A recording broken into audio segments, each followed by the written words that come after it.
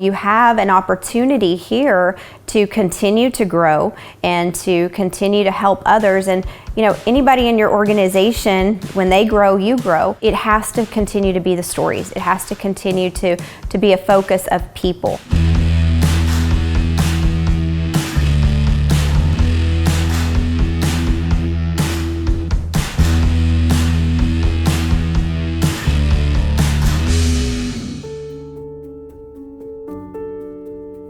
Grew up in a little town at Greenville, Texas. I've had a very interesting journey in life, but I think it's made me who I am.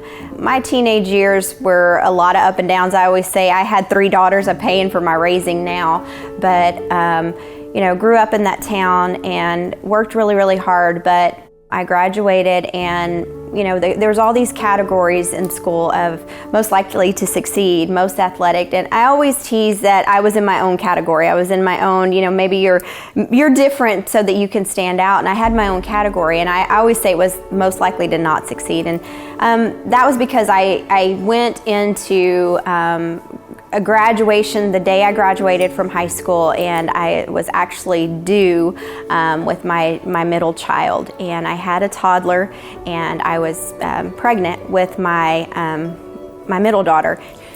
When you talk about the odds stacked against you, it can either make you bitter or it can make you better. And I think that journey in life really catapulted me to work hard and always strive to have the best. And I think not always having, in the world's eyes, success and not always able to have the monetary things has really prepared me for the position that I'm in now. And what I want to remind you is you need to take those words and the words that you hear in your mind, the things that are holding you down, educate yourself on what the word means. I look up doubt in the Wikipedia. I look it up on Google. I Snopes it. I want to find out everything I need to know, because when I become familiar with what is holding me back, you can better believe I can overcome it. I was looking for something to help me. I was struggling. Now, mind you, I was in the best shape of my life. I had finished my first half marathon. I was eating clean. I was putting the right things in my body and doing the right things, so I thought, but I just could not get my energy levels up. So a friend from high school that I hadn't talked to in 20 years, Amber, sent me a message on Facebook and said, "I think you need to try this." And I told her, no way.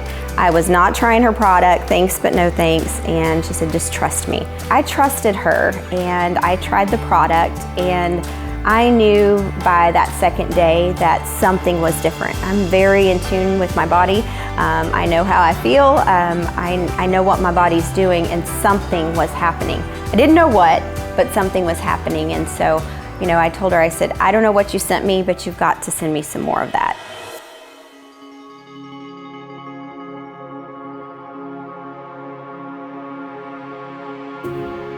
In that courthouse is the juvenile detention center, and I experienced some times there, and it was just because of choices I made, and I remember that fork in my life going, you don't belong here. I was a cheerleader in high school.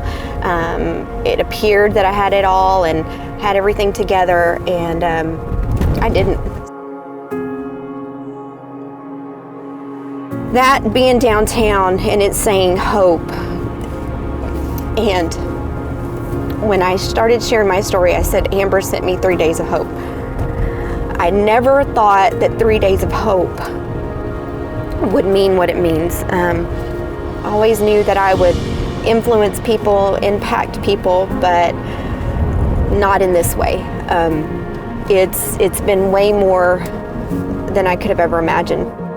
I did prison ministry and jail ministry for probably about 8 years, and I was just passionate about people changing and finding that way, a different way. And so Le-Vel has been a vehicle for me to volunteer.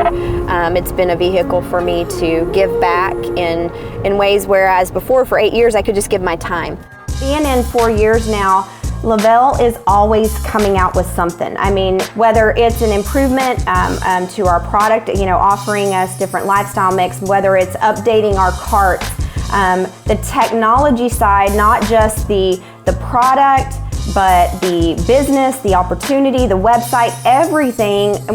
When you say we're on the bleeding edge, I mean, it kind of sometimes can be cliche, but we are. I'm loving the fact that we have a lot of young people coming in, and that says a lot for our business, because typically when they're young, it's a struggle to be able to afford premium nutrition. Well, and a lot of them aren't thinking about premium nutrition at 18, 19, 20 years old, but they're realizing there's an opportunity here with our compensation plan to do things a little bit differently. There's some values, core values, that I want to stay true to with my business, and that's, first and foremost is my faith, my family, my friends, and then my fortune.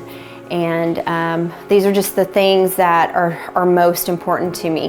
One of the things you're going to see throughout my house is affirmations and words, because it's so important that in this business your mindset is right. I mean, you always have to stay in the zone, because somebody can call you really excited, someone can call you really mad, and so you have to just keep your mind set right. And I think it's really important too to keep in mind all the people that have contributed to your success. That's why I like the cutouts, and it's here every single day. And I don't always make it to my office, but I'm always going to come here every single morning. So those goals are right here. This is a huge accomplishment for me, because any day I can get an excuse not to be able to leave the house and get that workout in. So this place is open 24/7. I love my gym. Very, very proud of it. I've worked in corporate America, so I missed a lot of time with my first two daughters. But these are moments that I didn't miss. And like I said, I didn't plan to be a stay-at-home mama. But now that I look at it, there's so many moments that I missed being in corporate America, and I'm not gonna miss them anymore.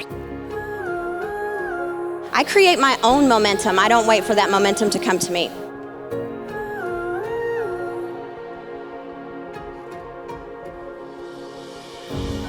As a leader, that we have to continue to work with the new people coming in. We have to lead by example. We have to remember that we got here because of our team. And without your team, you don't have success. But when they succeed, you succeed. And I'll tell you, there's no greater joy than to have someone call you, whether it's on Tuesday's payday, or purchasing that home, the first home they've ever purchased, or maybe they're driving a brand new car and they've never had a brand new car. But for them to call you and tell you thank you just because you said yes, it's an amazing feeling that, although it started as a selfish need for yourself, that you needed to feel better, you needed a change, because you needed that change, you've now had that ripple effect of changing a lot of people's lives. And you don't stop. You don't stop until I guess until we run around the whole universe and we see DFTs on everybody's hand. I'm up in the airplane a lot, and I think about all those houses. I wonder how many people aren't thriving yet. And I always tell people, I tell my team, and when I travel places, I say, you better tell them about Thrive, because if you don't, I will.